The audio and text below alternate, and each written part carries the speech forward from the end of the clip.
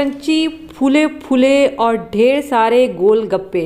आज की रेसिपी उनके लिए बहुत ख़ास होने वाली है जिनको गोलगप्पे बनाना बहुत ही मुश्किल लगता है। अस्सलाम वालेकुम। शुरू अल्लाह के नाम से जो बड़ा मेहरबान निहायत रहम करने वाला है। बाजार जैसे फूले फूले गोलगप्पे बनाने का क्या राज है, आज की रेसिपी में ये सब कुछ मैं आप लोगों को बताने वाली हूँ। रेसिपी एंड तक देखें तभी समझ आएगी। चलिए फिर यहाँ पे रेसिपी स्टार्ट करते हैं। बिस्मिल्लाहिर्रहमानिर्रहीम। कैसे बनेंगे ये मज़ेदार गोलगप्पे? तो गोलगप्पों के लिए सबसे पहले हम आटा गूंदेंगे और इसके लिए मैंने 1.5 कप सूजी लिया। ठीक है, 1 कप फाइन आटा, वो आटा जो आप घर में रोटी के लिए यूज़ करती हैं वही आटा हम यूज़ करेंगे। इससे गोलगप्पों का कलर अच्छा आता है। अगर लाल आटा है तो और बेहतरीन हो जाएगा। हाफ़ टी स्पून नमक। सूजी मैंने यहाँ पे दानेदार ली है, जो दाने वाली सूजी है हमने वो ली है। अब सूजी दानेदार है तो उसको फुलाने के लिए हमें 1 कप खौलता हुआ गर्म पानी चाहिए होगा। इतना गर्म हो के पानी में से धुआं निकले। ठीक है, अब ये पानी थोड़ा थोड़ा डालते जाएंगे, इसको मिक्स करते जाएंगे। गर्म पानी डालने का मकसद ये है कि सूजी अच्छे से फूल जाएगी और हमारे जो गोलगप्पे हैं वो बहुत अच्छे से क्रिस्पी तैयार होंगे। पानी एकदम से सारा नहीं डालना, थोड़ा थोड़ा डालते जाना है, इसको मिक्स करते जाना है। ठीक है, थोड़ा सा मैंने पानी रोक लिया है, इसको ठंडा होने देंगे और जब ये ठंडा हो जाएगा फिर आपने मिक्स करना है, क्योंकि हमने इसमें गर्म पानी डाला है, ऐसा ना हो कि हाथ जल जाए। इसको हमने अच्छा मिक्स करना है। आटा हमें थोड़ा सा सख्त चाहिए गोलगप्पों के लिए, हमने नरम आटा नहीं गूंदना। ये हो गया है और बस ये देखें ये अच्छा सा मिक्स हो गया है। अब मैं क्या करूँगी कि एक गीले कपड़े से इसको कवर कर दूँगी और तकरीबन 15 मिनट के लिए हम इसको रेस्ट देंगे। पानी में आपको दिखा देती हूँ, इतना बचा है। ठीक है, तकरीबन 1/4 कप जितना पानी बचा है, बाकी सारा पानी इसमें यूज़ हुआ है। अब देखें इसको तकरीबन 15 मिनट हो चुके हैं और यहाँ पे आटा हमारा माशाल्लाह से बड़ा अच्छा सेट हो चुका है। अब हमने इसको गूंदना है, जैसे हम रोटी के लिए आटा गूंदते हैं तो इसको भी हम थोड़ा सा गूंदेंगे। ठीक है, हथेली की मदद से इसको बिल्कुल मसलते हुए तकरीबन 5 से 6 मिनट तक हमने इसको गूंदना है। ठीक है, इस हथेली का इस्तेमाल करेंगे और इसको मसल के तकरीबन 5 से 6 मिनट तक आपने बहुत अच्छा गूंदना है। जितना अच्छा आप मसल के आटे को गूंदेंगे उतने बेहतरीन हमारे गोलगप्पे तैयार होंगे। अब मैं इसके पोर्शन बना लूँगी ताकि हमें इसकी रोटी बनाने में आसानी हो। तो तकरीबन 5 पेड़े बने हैं, एक को हमने बेलना है और बाकी के जो 4 हैं ये मैं गीले कपड़े में इसको ढांप के रखूँगी ताकि वो नरम हो, हवा की वजह से वो सख्त ना हो। और इसको हमने थोड़ा सा खुश्का लगाना है जैसे हम रोटी को लगाते हैं और इसके बाद हमने इसकी बड़ी सी रोटी बना लेनी है। अब यहाँ पे ना आप बेलने से पहले एक काम करना है जो मैंने नहीं किया, आप नीचे खुश्का जो है ना वो छिड़कें ताकि जब हम बड़े साइज़ की रोटी बनाएंगे और उसके बाद इसके सर्कल बनाएंगे तो वो नीचे चिपके नहीं, वो आराम से निकल आए। ठीक है, ये बड़ी सारी हम इसकी रोटी बेलेंगे बिल्कुल पतली। तो ये देखें इस तरह से बड़ी और पतली रोटी बनकर हमारे पास आ जाएगी। ये जितनी अच्छी पतली होगी उतने अच्छे हमारे गोलगप्पे फूलेंगे। तो ये देखें अब हमने इसकी कटिंग करनी है और उसके लिए मैंने बॉटल का ढक्कन लिया है, आप कटर का भी यूज़ कर सकते हैं।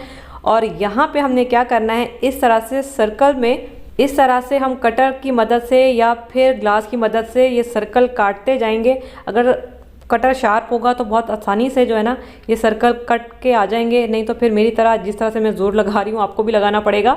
तो इस तरह से गोल सर्कल्स हमारे पास बनकर आ जाएंगे। इसके बाद ये सर्कल सारे हमने निकालने हैं और जो बाकी का आटा है उसको आपने ज़ाया नहीं करना, उसको आपने दोबारा से बेल के इसी तरीके से सर्कल बनाने हैं। जब तक आपका आटा ख़त्म नहीं हो जाता तब तक आपने रोटियां बना के बेल कर इस तरह से सर्कल बनाते जाने हैं। इसके बाद आपने हथेली की मदद से इस तरह से दबा के इसको मज़ीद पतला करना है, स्पेशली इसके किनारों को, क्योंकि ये किनारों से फूलता है।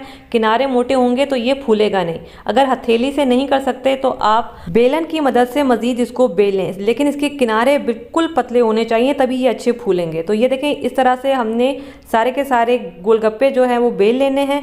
और अब मैं क्या करूँगी, इसके ऊपर गीला कपड़ा डाल के तकरीबन 3-4 मिनट के लिए हम इसको रख देंगे और इसके बाद फिर हम इसको फ्राई करेंगे। अब यहाँ पे मैंने गोलगप्पे फ्राई करने के लिए ऑयल गर्म होने के लिए रख दिया। ये अच्छा खासा गर्म है। ऑयल का टेम्परेचर क्या होना चाहिए यहाँ पे आपने रेसिपी छोड़ के नहीं जानी है, वरना फिर आप सब कुछ मिस कर देंगे।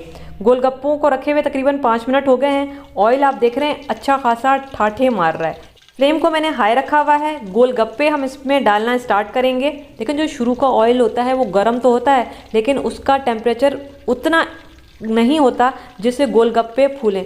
आधे फूलेंगे आधे नहीं फूलेंगे। तो आपने 6-7 गोलगप्पे इसी तरीके से ट्राई के तौर पे आपने फ्राई करने हैं। उसके बाद ये आप देख रहे हैं, अगर गौर करें तो इस ऑयल में आपको धुआं निकलता हुआ नज़र आ रहा है। ये बेहतरीन टेम्परेचर है गोलगप्पे फुलाने के लिए, ठीक है। धुआं बिल्कुल निकलता हुआ आपको नज़र आना चाहिए ऑयल में, ठीक है। अब हम इसमें गोलगप्पे डालते जाएंगे और इसके ऊपर आपने ऑयल डालते जाना है। जैसे हम पूड़ियों के ऊपर डालते हैं बिल्कुल वैसे ही आप इसके ऊपर ऑयल डालते जाएं। और ये देख रहे हैं कितनी बेहतरीन फूल रही हैं। शुरू के आप 6-7-8 गोलगप्पे ऐसे ही फ्राई करें और जब ऑयल बहुत गर्म हो जाएगा तो आपके बेहतरीन गोलगप्पे फूलना स्टार्ट हो जाएंगे। जो स्टार्ट वाले नहीं फूलेंगे आधे फूलेंगे आधे नहीं फूलेंगे, जो नहीं फूलेंगे उसकी आपने पापड़ी बना लेनी है। हमने भी यही किया, जो नहीं फूले उसकी हमने पापड़ी बना ली। तो ये इस तरह से हम बनाते जाएंगे, डालते जाएंगे और जिन पे कलर आता जाएगा उसको निकालते जाएंगे। ये देखें कितने बेहतरीन अब ये फूल भी रहे हैं। और ये देखें हमें मेहनत भी नहीं करनी पड़ी क्योंकि अब ऑयल अच्छा खासा तप चुका है। अगर मैं आपको दिखा सकती तो मेरा पूरा जो किचन है ना वो धुएं से भर गया है, इतना ये ऑयल गर्म हो गया। जितना ऑयल गर्म होगा उतने अच्छे आपके गोलगप्पे फूलेंगे। ये वो राज हैं फूले हुए गोलगप्पे बनाने के जो आपको कोई नहीं बताएगा, ठीक है जी। ये देखिए बड़े ज़बरदस्त तरीके से हमारे गोलगप्पे फ्राई हो रहे हैं। जिन पे कलर आता जा रहा है उनको हम निकालते जा रहे हैं और दूसरे जो हैं वो डालते जा रहे हैं, ठीक है। और दूसरी सबसे बड़ी टिप ये कि इसके किनारे बिल्कुल पतले होने चाहिए। जितना पतले इसके किनारे होंगे उतनी जल्दी ये किनारों से फूलता है ना, तो किनारे पतले होंगे तो ये आराम से आपके गोलगप्पे फूलते जाएंगे।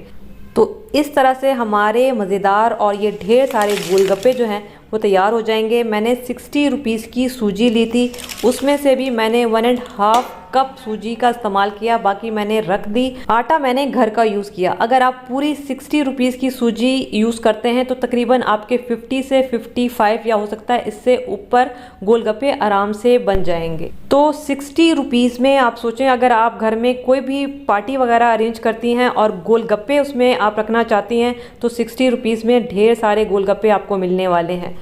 तो ये देखें जी, ये ज़बरदस्त क्रंची गोलगप्पे वो भी 50 रुपीज़ में 15 से 20 लोगों के लिए आप आराम से तैयार कर सकती हैं। रेसिपी पसंद आई हो ज़रूर बताइएगा और बाकी सारी चीज़ों की कॉस्ट जो है मैं डिस्क्रिप्शन में आप लोगों को दे दूँ।